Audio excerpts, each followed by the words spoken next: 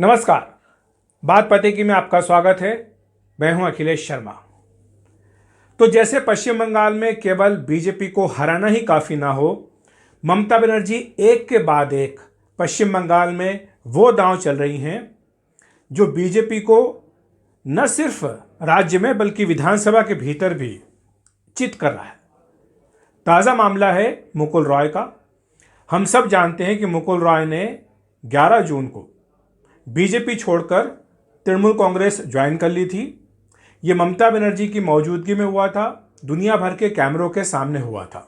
तो यानी अब मुकुल रॉय जो है वो तृणमूल कांग्रेस के नेता हैं, लेकिन वो विधायक किस पार्टी के हैं, ये सवाल इसलिए उठ रहा है क्योंकि बीजेपी ने आज राज्यपाल से मुलाकात की है। बीजेपी का यह कहना है कि मुकुल रॉय को तृणमूल कांग्रेस सरकार ने पब्लिक अकाउंट्स कमेटी यानी जो लोक लेखा समिति होती है विधानसभा की, उसका अध्यक्ष बनवा दिया है। कायदे से, नियम से, परंपरा से पीएसी उसका जो अध्यक्ष होता है वो विपक्ष का नेता होता है। बीजेपी का कहना है कि पीएसी का अध्यक्ष उसका अपना कोई विधायक बनना चाहिए था, लेकिन टीएमसी सरकार ने मुकुल रॉय को ये जिम्मेदारी दे दी है। अब इसके पीछे पेंच क्या है? टीएमसी ये कहती है कि मुकुल रॉय तो बीजेपी के एमएलए हैं, तो हमने बीजेपी को तो ये सीट दी है, लेकिन सब जानते हैं कि मुकुल रॉय बीजेपी में टीएमसी में शामिल हो चुके हैं बीजेपी छोड़कर। यह बात सही है कि मुकुल रॉय कृष्णानगर विधानसभा सीट से बीजेपी के टिकट पर ही जीते थे, लेकिन जब वो 11 जून को टीएमसी में शामिल हुए तो उसके बाद उन्होंने अपने पद से इस्तीफा नहीं दिया है। तो तकनीकी रूप से वो अब भी विधायक हैं, बीजेपी के टिकट पर जीतकर आए विधायक हैं। और यहीं से पश्चिम बंगाल का एक दिलचस्प राजनीतिक इतिहास हम आपको बताते हैं कि वो क्या है जो पिछले 10 साल से चला आ रहा है। इस इतिहास में ऐसे कई दांव पेच हैं जिनका इस्तेमाल होता आया है, लेकिन दिलचस्प बात यह है कि ममता बनर्जी ने बीजेपी के साथ वही चाल चली है जो बीजेपी ने यहाँ केंद्र में लोकसभा में टीएमसी के साथ चली है। तो एक तरह से ममता बनर्जी ने ईंट का जवाब पत्थर से दिया है। ये पूरा मामला क्या है ये समझ लेते हैं। ये सारा मामला है दल बदल कानून का।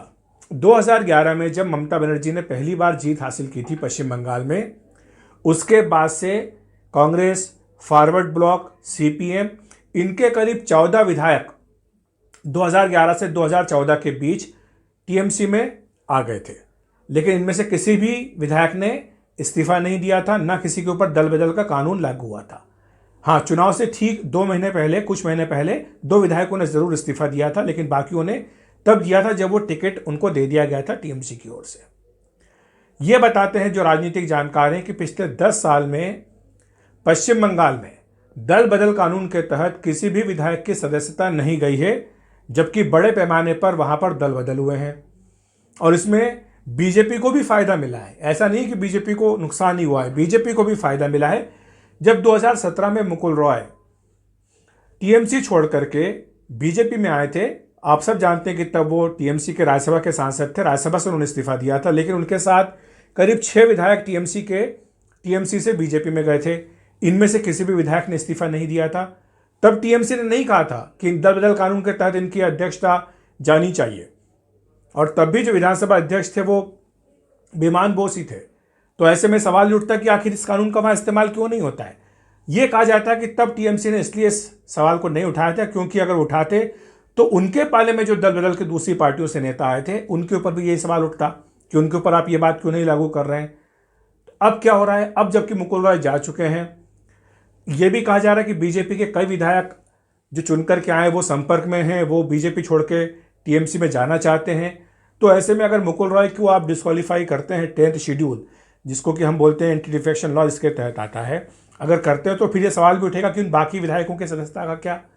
लेकिन टीएमसी एक दूसरा सवाल उठाती है। टीएमसी कहती है कि अगर बीजेपी को मुकुल रॉय की चिंता है, अगर बीजेपी ये कहती है कि मुकुल रॉय की सदस्यता जानी चाहिए, जो कि विधानसभा अध्यक्ष से मिलकर वो कह भी चुके हैं, शुभेंदु अधिकारी मिलकर आए थे, बाकायदा एक मेमोरेंडम देकर आए थे, तो फिर उन 2 सांसदों का क्या जो टीएमसी छोड़कर बीजेपी में गए हैं। इनमें एक तो शिशिर अधिकारी हैं जो शुभेंदु अधिकारी के पिता हैं, वो सांसद हैं कांथी से, और दूसरे हैं बर्धमान पूर्व से सुनील मंडल। ये दोनों वो हैं जो विधानसभा चुनाव से ठीक पहले, दोनों सांसद हैं, विधानसभा चुनाव से ठीक पहले बीजेपी में चले गए थे टीएमसी छोड़कर। और जो लोकसभा में टीएमसी के नेता हैं सुदीप बनर्जी, वो 2 बार लोकसभा अध्यक्ष को पत्र लिखकर कह चुके हैं कि इन दोनों सांसदों को अयोग्य घोषित किया जाए, क्योंकि ये टीएमसी के सांसद नहीं है। आपको बताएं कि जो कोई भी सांसद या विधायक, उसकी सदस्यता दल बदल कानून के तहत 2 प्रावधानों में जाती है। पहली बात तो यह है कि वो खुद अपनी सदस्यता को छोड़ दें स्वैच्छिक रूप से, जैसा कि इस मामले में हुआ, मुकुल रॉय ने छोड़ दिया, या शिशिर अधिकारी ने छोड़ दिया, या सुनील मंडल ने छोड़ दिया।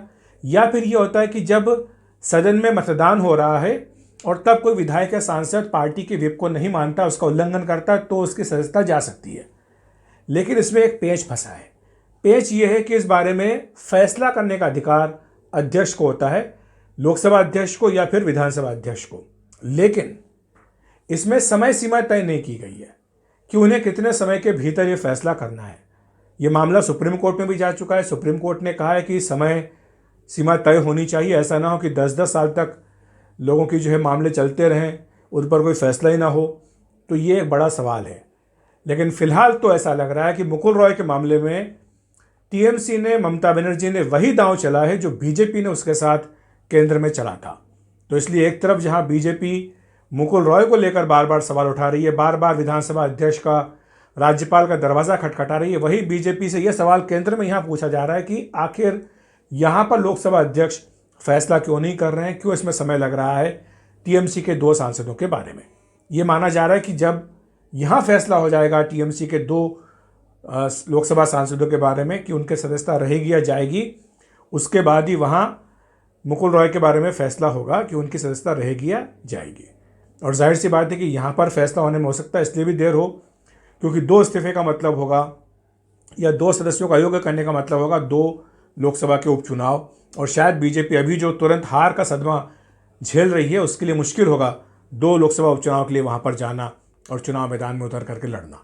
तो इसलिए पिछले 10 साल में पश्चिम बंगाल में दल बदल के तहत किसी भी विधायक की सदस्यता नहीं गई है। और इसीलिए जो खेला होबे की बात कही जाती है, निश्चित तौर पर ऐसा लग रहा है इस मामले में कि ममता बनर्जी ने बीजेपी के साथ वही खेल किया जो बीजेपी उसके साथ करना चाह रही है। तो बात पतेगी में इतना ही। देखते रहिए एनडीटीवी इंडिया।